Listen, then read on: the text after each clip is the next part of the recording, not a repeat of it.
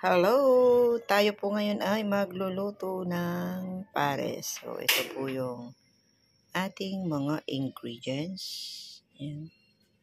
Sibuyas, luya, bawang at onion leaves.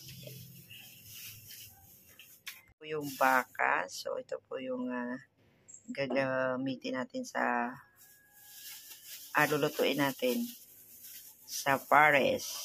Yan. At syempre, ito yung palalambutin natin. Yan. May pressure cooker po natin to. Yan, gigisa muna natin tong taba ng baka. Taba ng baka. Yan, lagyan po ng mantika.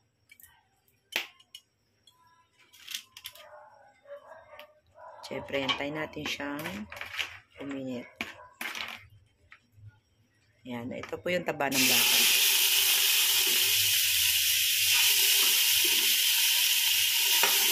Gigisa.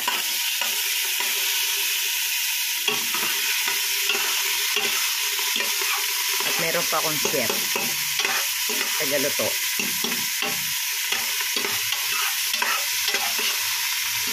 Yan, abangan po natin mamaya. At yan po ay ating palalambutin. Ito na po yung ating dinner today. Ito po yung pares, yung kanina. Yan, ito na po yun. Meron akong tagaluto dito eh. Yan, nagkakalampagan pa nga eh. O, diba? So, salamat! Ayan, kain na po tayo. Mauna daw akong kumain at matikman yung kanyang specialty na pares.